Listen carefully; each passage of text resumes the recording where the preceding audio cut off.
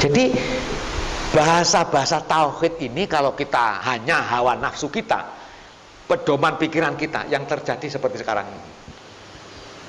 Orang berebut membenarkan pemahamannya sendiri dan berani mengolok-olok dan menghinakan saudaranya sendiri. Itu jangan ditiru. Kita ngalah sajalah, tidak usah ikut komentar. Ya seperti Syekh Jabir yang ditusuk, yang orang gila lah, yang orang gini, orang gini. Ada yang Haikal tuh ngomong, wah ini neopolitik, apa namanya, no PKI. Nah, ini ada konspirasi. Dim Samsudin juga begitu. Artinya apa? Tergantung kejiwaan seseorang dalam mengeksekusi kalimat-kalimat syar'i. Kalimat syar'i. Makanya baginda Rasul di dalam mengemban amanah itu beliau disebutkan dalam Al-Qur'an, laqad ja'akum rasulun min anfusikum azizun alaihi ma anittum harisun alaikum bil mu'minina raufur rahim. Muhammad Rasulullah itu diangkat menjadi Rasul, beliau menanggung beban penderitaan umatnya. Jadi kalau orang pengen jadi khalifah, berani ndak mengambil satu sikap Rasulullah, seluruh penderitaan umatnya ditanggung oleh khalifah. Rasulullah menanggung itu.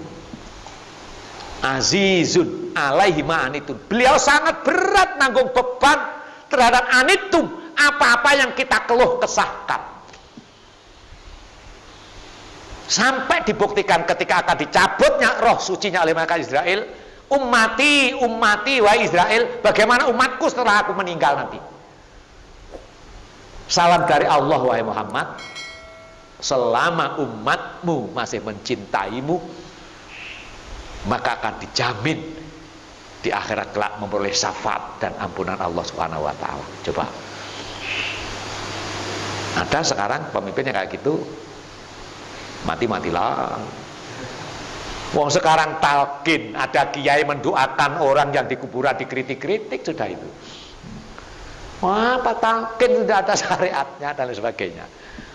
Ada orang tahlilan mendoakan orang yang mati, diilok-ilokno. Itu belum jadi pemimpin. Kalau jadi pemimpin kayak apa itu? Inilah ya. Jadi ekspresi keagamaan ini, ayo kita membuka diri. Bukan berarti kita tidak punya prinsip. Apa yang menjadi keyakinan kita? Apa yang menjadi pemahaman kita? Ini kemudian kita laksanakan mastatoktum, kata Rasulullah. Sebatas kemampuanmu. Tidak usah neko-neko. Gitu loh.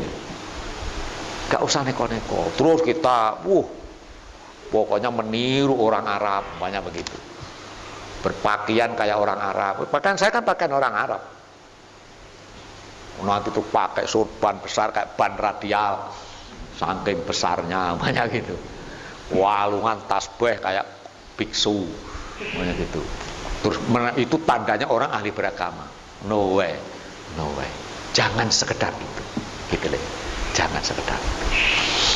Jadi ya, budaya Arab biarlah budaya Arab, tapi nilai-nilai keislaman itu yang harus kita pegang teguh. Apa itu? As-sidq wal amanah, at-tabligh wal fatonah. Titik. Jadi apapun itu aksesori biasa. Jadi kiai, aduh itu udah sampai akhirat. Jadi ustadz itu tergantung modalnya. Modal 5.000 jadi, modal 100.000 agak komplit lah. Jadi ustadz aksesori. Jadi tokoh agama tergantung siapa yang nokohkan. Di dunia itu seperti itu. Tidak jelas mana yang baik, mana yang buruk. Yang adanya keyakinan kita masing-masing. Kalau kita salah dalam berakidah, salah dalam menata keyakinan, ini yang paling berbahaya. Sehingga casingnya casing seorang muslim, tetapi mulutnya mulut orang-orang mudzabdabin yang suka mencaci maki, menghina, memusuhi dan membuka aib orang lain. Naudzubillah min. Itu. Jadi apa yang disampaikan baginda Rasul kepada Abdullah bin Abbas adalah merealisasikan regenerasi akidah yang singkat dan padat, sesuai dengan kepahaman kita masing-masing. Oleh karena itu kalau kita menerima informasi seperti saya menjelaskan seperti ini, jangan ditelan mentah-mentah. Renungkan. Perintah Al-Quran, fadzakir fa inna dzikra tanfa'ul mu'minin. Merenunglah. Jadi bahasa syariat itu dzakir, saya menerjemahkan merenung. Ada orang menerjemahkan tetap dzikirlah. Wah, akhirnya dzikir lomba, dzikir orang. Oh itu sampai hotel hulunya. Wah, ilah ilallah. Ya boleh terserah.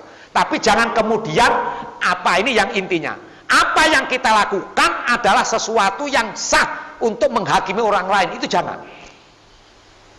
Kalau kita memang suka merenung di depan rumah merenung, ya kemudian jangan mengolok-olok yang merenung di dalam masjid, yang zikir di dalam masjid.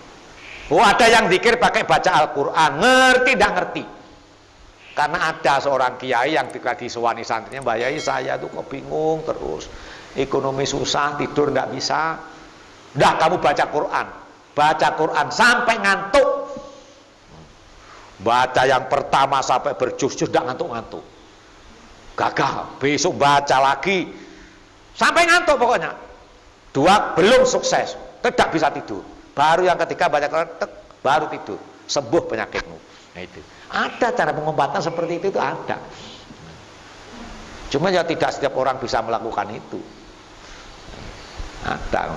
Jadi itulah uniknya bahasa syar'i yang notabene syar'i itu adalah kalamullah Al-Quran dan juga kalamur Rasul Al-Hadis. Atau hadis itu dibagi 3, hadis bil qauli, hadis bil fi'li, dan hadis bil takriri. Jadi Rasulullah itu diam, tidak komentar, itu sudah sunnah. Rasulullah berkomentar pakai kalimat, itu sunnah Rasul bil qaul. Rasulullah melakukan tapi tidak perintah. Tidak perintah, itu bisa terjadi. Jadi ada ketika Rasulullah juga pernah kodok sholat subuh terlambat 1 kali. Kemudian sahabat menafsirkannya macam-macam. Kamu kok kodok terus? Kan sunnah Rasul semakin sering dilakukan semakin bagus, loh gitu. Jadi gitu. Jadi artinya ternyata perbedaan-perbedaan di dalam agama kita yang dilakukan oleh saudara-saudara kita semuanya punya dasar, punya argumentasi. Hanya kapasitas kita meyakini argumentasi itu tergantung kapasitas kita masing-masing. Silakan berkapasitas, silahkan berargumen, silahkan meyakini apa yang menjadi pemahaman kita, tetapi jangan kemudian dibalik menjadi alasan untuk menyalahkan pendapat orang lain. Wallahu a'lam bishawab. Assalamualaikum warahmatullahi wabarakatuh.